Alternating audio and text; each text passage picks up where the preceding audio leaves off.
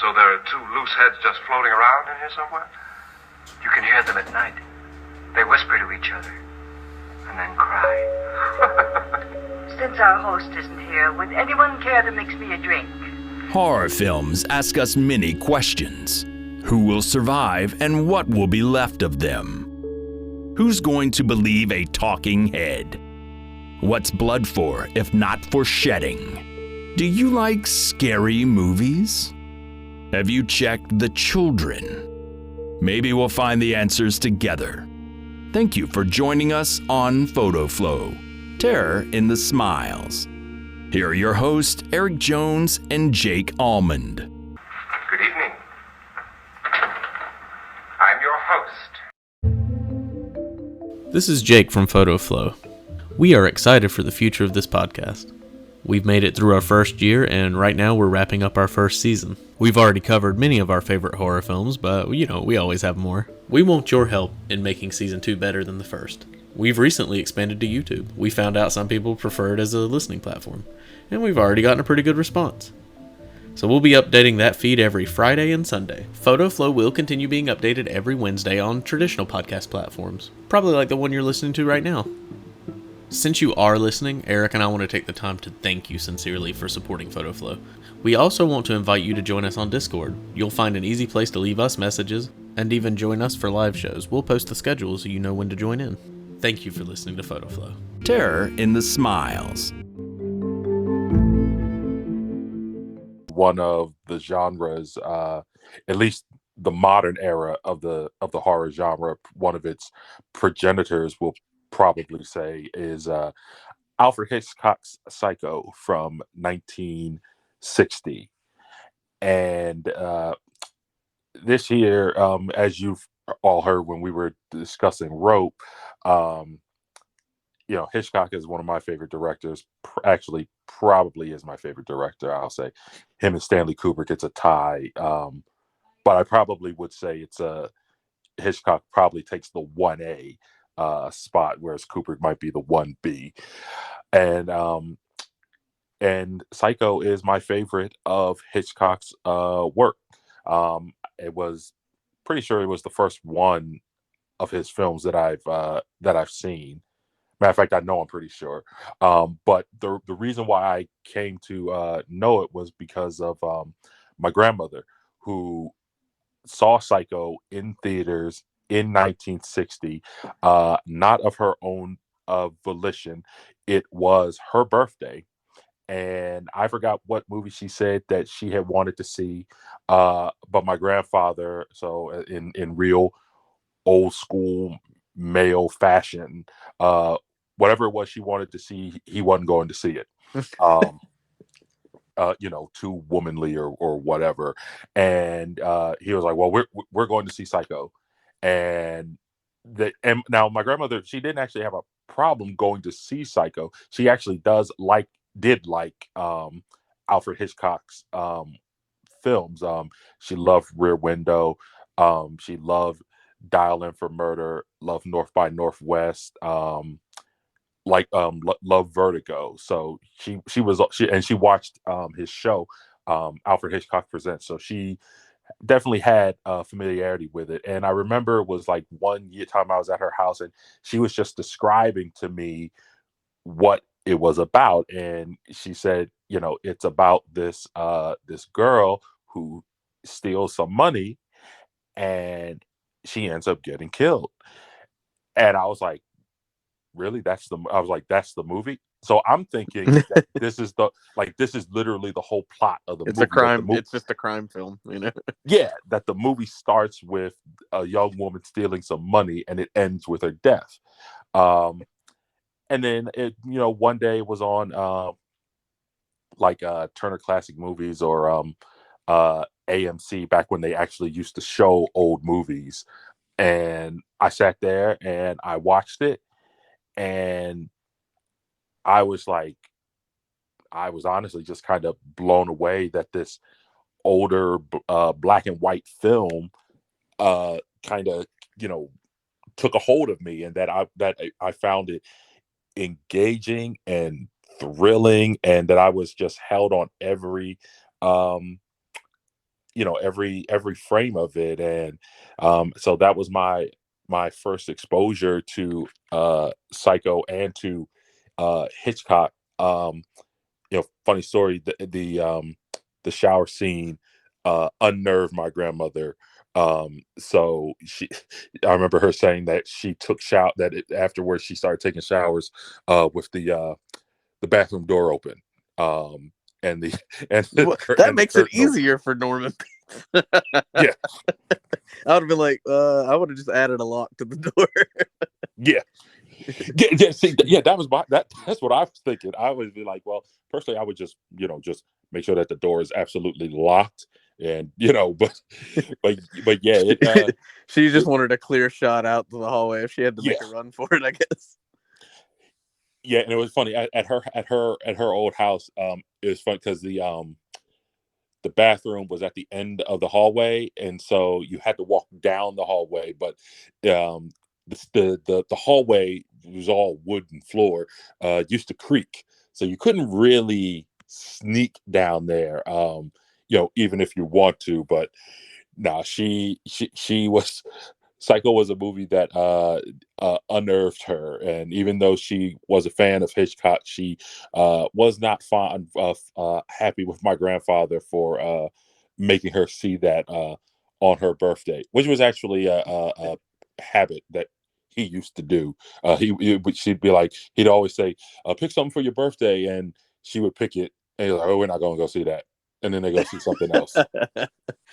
It wasn't. I mean, that's harsh too, because this was before you could be like, well, it'll hit home video. We'll watch Yeah. it later. But see, I guess Hitchcock was like, I mean, I just imagine that he was the event director. Like, it was one of those things. If he had a new movie coming out, he was really good at marketing movies, and He was like when we think of like how directors nowadays, when you kind of like think about the star power of yeah, directors, probably I guess the biggest one I'd say right now would probably be Christopher Nolan. But yeah, back then, like, and even though there were famous directors that that were in his peers then, but like I don't think none of them, not even like Billy Wilder or somebody, were at that star. Like he was a superstar. well, yeah, He had as much star power as the stars in his films. yeah, and he didn't mind being in the trailer. If you just put Alfred Hitchcock in front of the camera and let me tell you about my new movie, he was like he was like the host. He was the host. Like, you knew you were going to see a show. Like, okay, Alfred Hitchcock, let me see what you got up your sleeve. And it still feels that way even today if you watch his movies, because he's communicating. Even the way just the opening of Psycho, the way after it gets through the title sequence, which is fantastic. Uh, the way the little um, the titles jump onto the screen to tell you what time it is or what the location is very playful, and in a way that I don't think you saw that often back then. And like you said, your grandmother and grandfather were familiar with Alfred Hitchcock Presents, where he actually is the host, kind of like the Rod Serling thing. So in a way, he was very connected to his audience, more so than most film directors are, and or were, and even are to this day.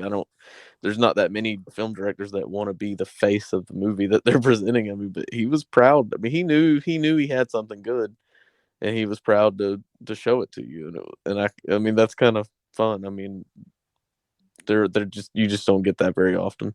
And even directors that are very confident, like you said, Christopher Nolan. I think Tarantino's pretty good example of a. Right. But even those guys, they're not showmen in the same way Hitchcock was. Like there are a lot of times where, which movie was it that he was just floating in the river, and it was advertising. I can't remember what it was. He did this for a lot of his movies, where he would be the trailer. It wouldn't Oh, even be clips from the movie. that was, I believe that's his cameo for Lifeboat, where he's like it was like selling it was like Reducto or something, some sort of weight loss thing. And Well, he even in like the birds, there's a funny trailer where he's just sitting there with a bird on his shoulder. I mean, he did these kind of things a lot, and that's what it's actually still fun to go back and look at those old trailers with Hitchcock, because I guess he was doing them in the same way that he did the wraparounds for Alfred Hitchcock Presents. In a way, he was just carrying that on. But yeah, I love it. That's cool though. So that you have like you get to actually experience it through your grandparents' memories, as far as like what it would have been like to be there when it first opened. Because I mean, I grew up just hearing about it, hearing about Psycho, but I didn't have any. I don't have any stories of somebody who experienced it when it first came out. So that's really cool. And then you can tell that your grandparents made it there on time, because apparently, I don't know if this was enforced everywhere, but apparently they were telling people that if you got to the theater after the movie started, they wouldn't even let you in. I don't know how true that is, or if that was just at the premiere or what. But I watched it was this the making of Psycho documentary after I watched it, after I picked up the 4K. And yeah, I'm not sure if it was fully true or not. Like in the documentary, they said that he used it as a marketing gimmick. yeah, But like then this at the movie's same too time, exciting to miss the beginning of. yeah, but at the same time, like, my grandmother would tell me all the time about how if you came into a movie uh halfway through, people would just sit there and then just wait for the next show, to start. And it was no, once you paid your admission, you were in. Yeah. Um, it's Well, funny. I've heard about people like staying just for 2-3 movies, as long as they paid that initial, and some people still do that because they really don't care even And here was our today. generation. And here was our But generation yeah, sneaking into movies afterwards. yeah, and I know people that still do that, but I mean, at one time it was just the way you did it. Like you paid, and then you could say as long as you wanted, catch multiple movies, whatever. Yep. I wish it was still encouraged, honestly, to do that, because then if you spent 15, 20, 30, $40 at the movie theater, you could at least get your money's worth. But because once you go in the middle of the day, like I tend to do, back when I went to the theater a lot, I mean, my day's shot anyway at that point, so might as well stay for another movie. But okay, so what was your first memory of seeing Psycho? Was it on television, or was it? Yep, it was on. Yep, it was on TV. I remember, I think it was the summertime. I think I was off from school or something, and it was on. Like I said, it was either Turner Classic Movies or AMC, back when they actually used to show old movies, before they got into TV shows and all that. And I'm pretty sure it had to have been Turner Classic Movies back then. It might have been like, because I remember I got the VHS. My parents got me the VHS for Christmas one year, and I don't think I was in high school yet. So I might have been about seventh or eighth grade, probably, when I saw it. And I mean, I watched it, especially once you get that VHS for the first time, and you just watch movies, watch them endlessly. Um, Oh and yeah. and it was actually like, I guess, one of the first times that like a movie was like re-released on VHS. So I'm guessing it had been in the past, but I remember this had like a fancy, like, silver case or whatever. Um, but yeah, I just used to, when I finally saw it, I was just surprised that um that was the first time, I think, a black and white movie actually um kind of got a hold on me. I mean, I never had anything against black and white stuff, but I think that was the first time that I legitimately got hooked on something. Now that I think about it, I think it was like, I was in like eighth grade or something, because I remember not too long after I finally saw Psycho that the remake, Gus Van Sant's remake, Oh yeah. was about to come out, That was or would kind be of when coming out soon. it seemed like it became a lot more of the conversation, like that we talked about before. That happens with remakes sometimes. especially older generations don't. They've always been aware of it, whatever. But like a lot of young people come to a classic film because it comes back into the conversation. I feel like Hitchcock is just always, if anybody's interested in film, you probably are going to come across Hitchcock. But I'm just saying, for some people that are only you know mildly interested in horror films, especially, you might not come to you. I don't know. I mean, I don't. I'm not, I was never like that. I liked old films, but I mean, I could imagine that for some kids might have became interested in wanting to see Psycho. Not to mention, you will probably see when a remake's coming out, you'll probably see certain movies get played on TV more around that time, just because it makes sense that they could sell ads off of it or whatever, depending on what channel they come on. But um, I my I can't remember if I saw. I really can't remember if I saw it on TV for the first time or if I borrowed the tape from someone. But I don't. It didn't shock me because I feel like I just kind of grew up seeing so many parodies of that shower scene and hearing about it. Not just the shower scene, but the movie in general. But the thing that I didn't know was like the way your grandmother described it as being about a woman who steals some money and everything. That was the part that I didn't expect. I expected it to be a slasher movie. It's not really a slasher movie. I mean, it kind of becomes one, but not until almost the last act, really. I mean, it it's more of it is kind of a crime thriller at first, and it turns into a mystery. But I uh, I like the way that the tension never leaves. Like from the moment, like from the opening scene when it. By the way, that opening shot of the camera over the city and then going into the window of the hotel is like still really beautiful to this day. Um, but that whole scene where okay, she's with this guy and I'm guessing he's married or whatever, and what they're doing is they're both really she's she's nervous the whole time. Like Janet Leigh's playing this character is just being someone who's very on edge from the start, even before she steals the money. And then after she steals the money, you just feel like her life's gonna fall apart at any minute. And she keeps looking over her shoulder at the cop and everything else, all the way through to when she meets Norman Bates. And then Anthony Perkins' performance is so good because he's so on edge, and let's say you didn't know anything about the movie. I know the title kind of gives it away a little bit, but he's not. When I think of the word psycho, I think of somebody who will get what they want no matter what, and will go completely apeshit if they don't get what they want. They don't have any empathy or sympathy for anyone else. So, and Norman Bates doesn't strike me as like a. I don't know if the definition of word psycho has changed over the years, but um, or the or the psychological classification of what. But he doesn't strike me as like what I would think of as a psycho. You know what I mean? Like he seems genuinely nervous. He seems like he, on some level, does care. Um, and that's what makes it so unsettling. Because the first time I watched it, I actually didn't know for sure what was going on. I didn't know the twist about the.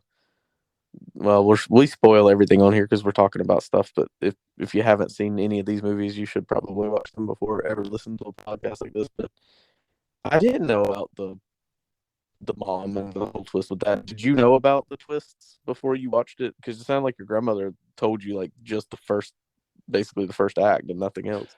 No, I didn't. I did not know about. It's so funny because like it was, growing up, you hear people talk about Norman Bates, or you might hear it referenced in a movie, in another movie or a TV show. But I didn't know the ending really until I had actually saw it for the first time. And you're right, like that's part of what makes it feel, I guess, a bit unnerving, because you see the Tycho, the Tycho, I'm merging words, the title Psycho. And just like if you just look at the the poster and that image, and the word psycho and how it's cracked and everything. So like you say, you're thinking you're going to come across something like an early version of seeing like a Leatherface or Michael Myers or Jason And or it's something even like that. and it's even presented a little bit like something like that, because she and I don't know if this was the first movie that ever did that, but it's not a slasher movie setting. She's out in the middle of nowhere, kind of like in Texas Chainsaw, how they end up in the middle of nowhere, and it's kind of interesting because it is similar to that. I'm guessing, where does Psycho take place? Is it supposed to be California?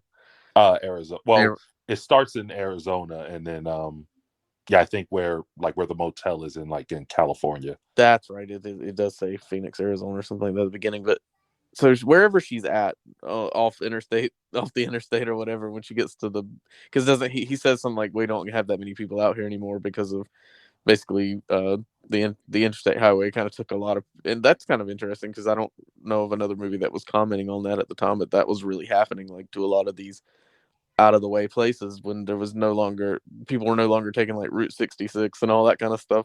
The interstate kind of gave people a way to avoid all these little businesses that had sprung up along the highway. And here you have a weird guy out there in the middle of nowhere by himself, just getting weirder by the day, because he's, and with that, and he, but you kind of, there's something kind about Norman, and there's something that you want to like about him, and you almost kind of take it, if you didn't know the whole story, that he's just nervous because he's just not around people that much. Like, there's nothing about him at first that makes my skin crawl until he goes to make her food and they have that conversation. Like, that becomes steadily weirder, like, as that conversation goes on, as they're talking and eating, that whole situation becomes weirder and weirder. And but it, it it's strange that there's an energy shift between Janet Leigh and Anthony Perkins, because she's all a raw nerve for the up until she kind of relaxes when she's eating and sitting with him, and then all that nervous energy kind of transfers over to him.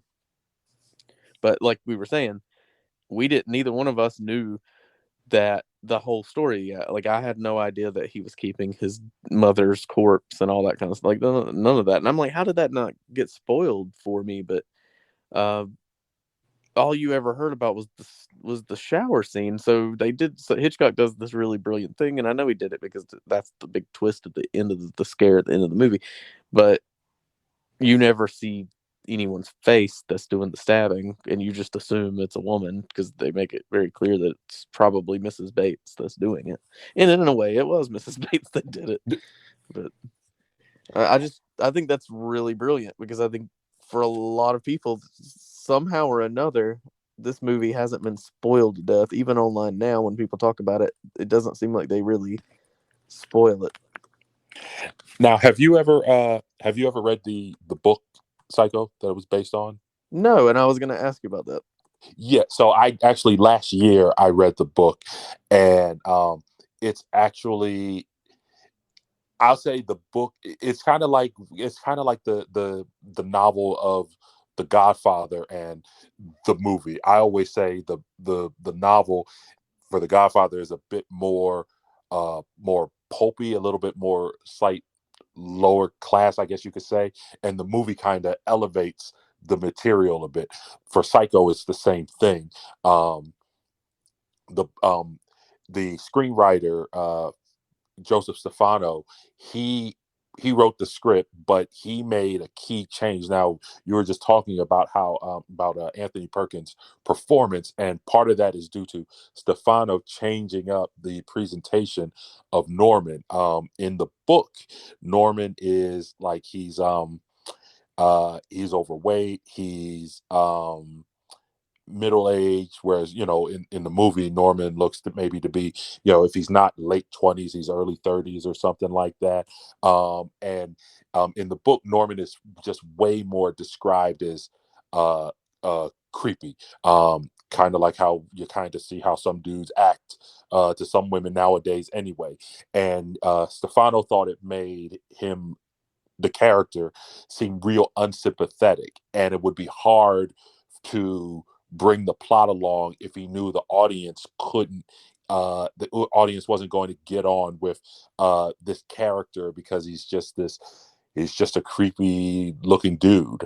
And so that's why he rewrote it and had Norman be a bit more, like you said, more nervous. Like you said, the thing when you see about when you just watch Anthony Perkins, you just think that, yeah, he's not around a lot of people, so he just gets nervous trying to talk to them, or especially with a attractive woman like Janet Leigh is, he just isn't sure. But yeah, the book. Oh, also another funny thing about the book is that see, in the movie, Marion is just stabbed to death in the shower, but in the book she's beheaded, which actually makes it a little bit more slasher type than the movie kind of She's does. beheaded when she's killed, or she's beheaded to dispose of the body? No, she's beheaded while being killed. Good The, grief. the way the way it seemed to describe it, like he beheads her while, like, he stabs and then beheads, Wow. like, is all part of the Like one part of act his of killing. MO. Yeah, that's just Yeah. how he does shit. That's crazy, man. So in the book, did it imply that it was that he was dressed in his mother's clothes when he did it, or is that all added by No, it's still Stefano? that's still rough. That still plays out, the same way. You still have the moments where he's like he's aghast at what his mother's done. Yeah. Like I said, there's just the big difference is that the book sort of describes him as an unpleasant looking individual. Right. It's like, I don't know if you watch like, I don't know if you watch South Park, but like, if you ever see the episode of South Park where they're like they were all playing like World of Warcraft or something, and Oh, they yeah. were all, and they're trying, and there's that, like, the one guy that's like kind of like a comic book guy, in a way. That's sort of kind of how they make Norman seem in the book. I got you. Yeah, kind of like Yeah. your stereotype of an Yeah. incel or something. Yeah. Before that was even a term. But yeah. Yeah. Well, but here's the thing. Like, I personally don't typically want to be sympathetic to a psychopath, but it sounds like to me in the novel, Norman is more of a what I would consider a psycho, and I don't think I think there's something really unique about what Stefano did with the screenplay and what Anthony Perkins brought to the role and whatever input Hitchcock had, because the performance that we get is very interesting. Like, I find myself repulsed by Anthony Perkins, not Anthony Perkins, but Norman Bates. But there's something about his performance, especially it informs the sequels as well, that makes me want to believe that that he could be better. Like, he could be better with the proper treatment. Like, there genuinely is something that he needed treatment a long time ago, and but it could just be that you can interpret it more than one way. You could interpret it that there is, that he is just a young man that has mental trauma and mental problems that needs help, or you can interpret it that he is a psycho and this is his way of manipulating, and he just this dissociation and becoming his mother is just a way to kind of just mess with people and not take responsibility for his actions, which would be psycho. That would be psychopathic, or whatever you want to call it. But I'm not sure that those terms are. I don't know what they're called now because we're talking like psychology, and I'm not like a psychologist. But um, I think that's I think that's very interesting. And we talked about with Rope, how it was, lurid and kind of shocking for a movie from its time. But I think Psycho is too. It's just that it does things in a way that leaves it up certain things up to interpretation. Uh, it's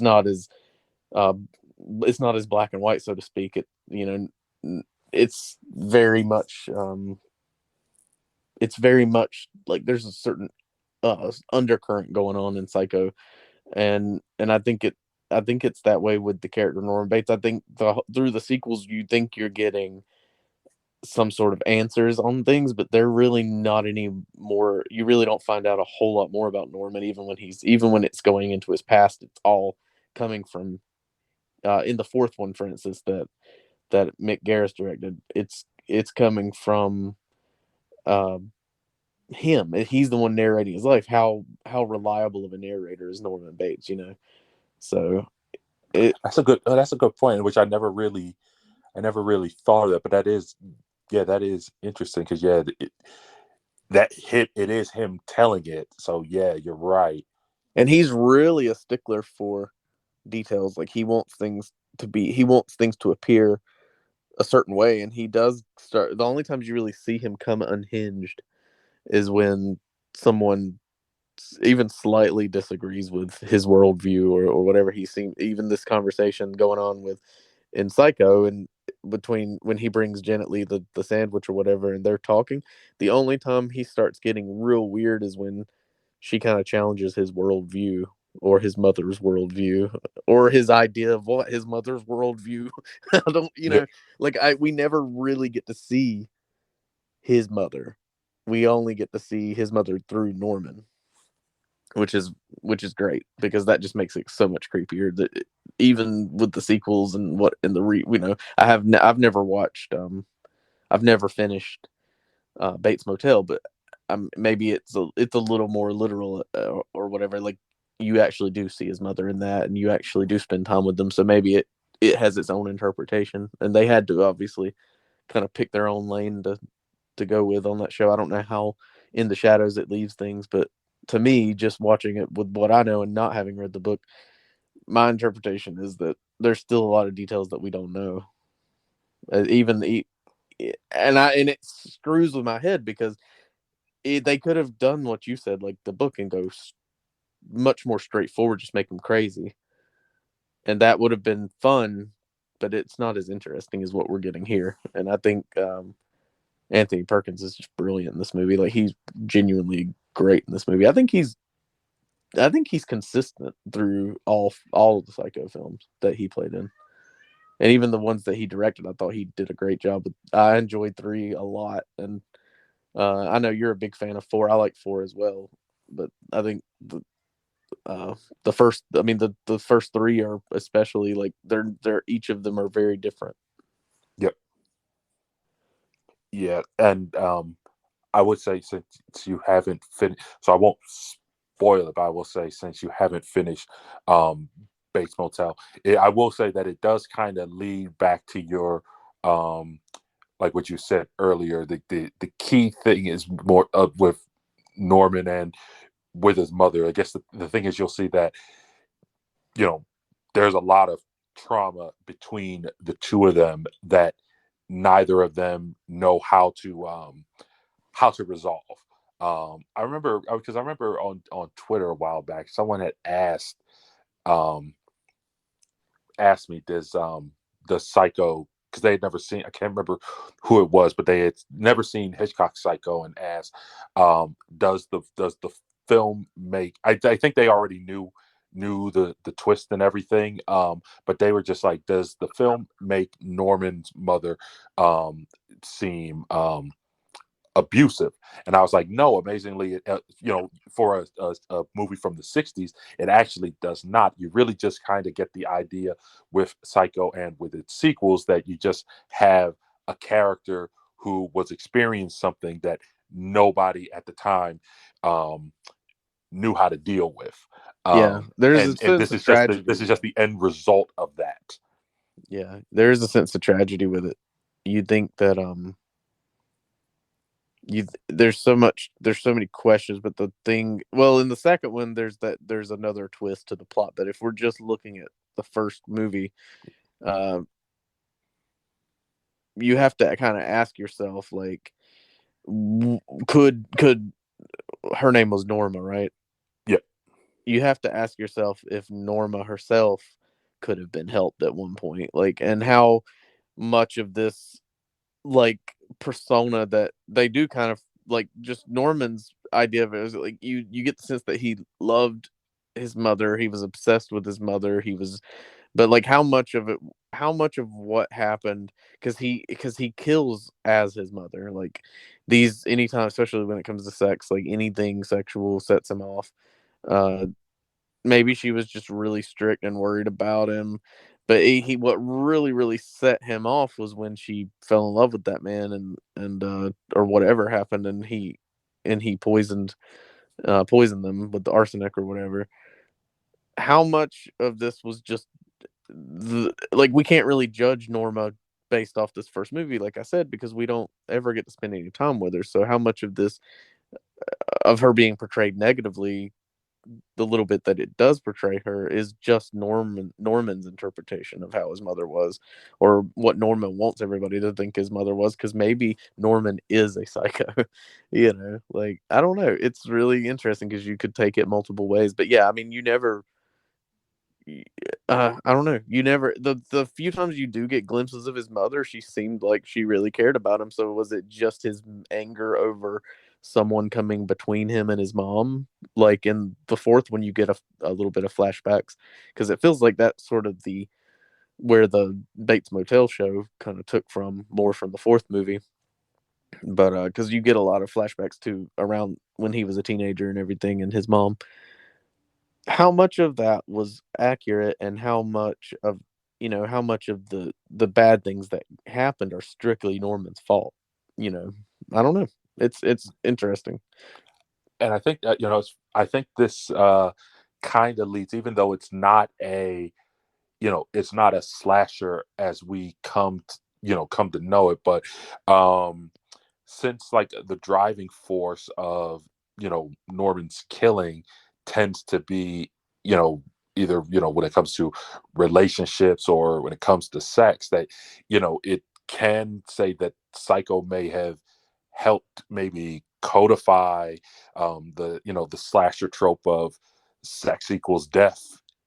Yeah, which I think so many times that really is just a, I don't know how intentional some of that is, but it became kind of a joke. I think, like, referred to kind of jokingly by, especially in the '80s with the slasher, when the slasher film really came into its own. I don't know how intentional. Like, some directors say they didn't set out to make some sort of moral, statement on that, and then others just kind of play around with it. And but it became so common that it's impossible not to, I mean, like, Scream even comments on it, if you have sex, you die. Like, you got a better chance at surviving if you're a virgin or whatever. But um Psycho, yeah, that's a tough one, because the thing is, though, when he like, so Norman's only interaction with Janet Leigh is uh when she signs in a hotel and they have that dinner together. And she's nice. She's very kind to him the whole time. Nothing inappropriate's ever said. And the first thing Norman does is like go and peep at her when she's getting ready to take a shower and stuff. So, like, the only person acting deviant is Norman. Like, she's not like hitting on him. She's not trying to. She's not. She never once makes any sort of pass at him or says anything inappropriate. So, uh, it's funny that in Norman's mind, she's the, like, when he becomes his mother, or splits and his personality dissociates or whatever the hell's going on there, whether I don't guess he's really fucking with anyone, because when he's talking, having that argument as his mother and Norman, he's alone. So I guess that's like legit. He's not faking it. He's not trying to get one over on anybody. But um so whatever's going on there is like a legitimate psychological issue. But uh yeah, it definitely, you're talking just strictly from a filmmaking perspective, that it kind of helps bring in that trope. I think that sex and violence is just a fun thing to do with movies. So I think that it did become a trope, but I think it was one of the, I don't know how intentional the filmmakers are being, because, well, we already know Hitchcock likes sex and death in movies. Like, that's one of his, he likes making everything perverted. and a lot of the stuff that normally wouldn't be presented as perverted Hitchcock, like even the toilets, showing a toilet in Psycho, like that. The only reason he shows the toilet in Psycho is because nobody had done that up to that point. I still Oh, can't believe that that's even in the documentary I watched afterwards, it confirms that that was the first instance in a film of uh uh, of of a toilet being shown flushing, and flushed. yeah, flushing. Like, that's so funny, but like I think Hitchcock was just the type who's like, oh, this will be funny. Let me do this because this will make some sense or somewhere, like be up in arms. It's just great. Yeah, because when I saw it the first time, I didn't think anything about it. I was just, oh yes, toilet flushing. Like it didn't even hit the radar. And then I think it was when I was in film class that it was mentioned about the toilet flushing. And I was like, what? Like that is so weird that would. And this is 1960. This isn't 19. This isn't a silent film or something where people were like shocked about it, or like in the 20s when people would see a train in a movie and be like, holy shit, it's a train. Like this is 1960. So yeah, that's pretty crazy. And even Taboo is just the beginning alone. Marion and Sam, they're not married and they're in a hotel room together, and she's got a slip and a bra on, and shoot, watching something like the Flintstones, they're married and they're in separate beds. Yeah, And so it was really taboo then for Hitchcock to show an unmarried couple in the same bed. yeah. I wonder how long it took before they could. I mean, I don't know when that stopped really, because when you got into the mid to late 60s, some of that stuff started relaxing. I mean, some of the stuff that was on TV in the late 60s was kind of shocking that it was on TV, because they wouldn't even be able to do some of those things in the 90s when I was a kid, because I remember the X-Files would be controversial sometimes for doing certain things. But yeah, that there's something of what Hitchcock's doing in this movie that makes it still hold up, even if you're watching it from, even if you're a kid and you're watching it for the first time now, is the editing makes the editing and the shots that he chooses are all very deliberate, and they still make an impact on you. And especially with the violence, I've seen so many more movies with people's getting their arms and legs and heads hacked off, and slashers with the knives going into people's throats and everything else. This movie, the shower scene still kind of hurts when it happens. Like, there's something about the way it's edited, and well, it's exactly the editing that makes it. But even just seeing something about watching it, you're not expecting to see somebody murdered in a shower. It's not like you're almost coded to watch a movie from this period of not seeing the violence and to see actual blood in the shower and the knife. The way it's edited makes it feel like you're seeing a lot more of the violence than you're actually seeing, and the sounds and everything. It's brutal. I think there's two scenes in it, that in this movie, that always kind of hit and still have an impact with me, even someone who has a whole shelf of much more violent films. The scene in the shower and the scene where Abergast gets stabbed in the face and falls down the stairs. I guess I said his name right. Yeah. But yeah, that is just crazy brutal, and I was shocked. Sorry if anyone hears my kids in the background, because they got super loud all of a sudden. I'm not sure what's going on, but it sounds like Santa Claus walked in the room or something. But anyway, yeah, I'm I think that Psycho still has power, and I think it still has power because of the performances and because of the way it's put together. It's just brilliant. There's just not that many movies that hold, like you said earlier, every frame just holds your interest.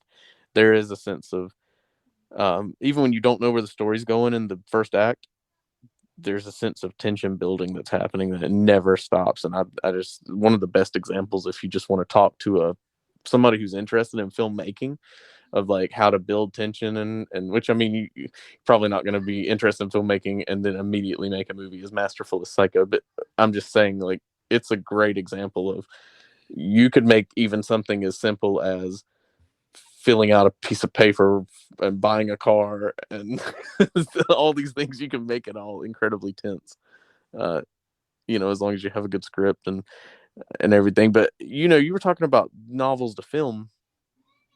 there was something else. There was this really cheesy movie I saw a trailer for the other day, and that author totally got some shine that did Psycho, because it said from the novel by the writer of Psycho. It doesn't even say the name of the novel that the movie that I was watching the trailer for came from.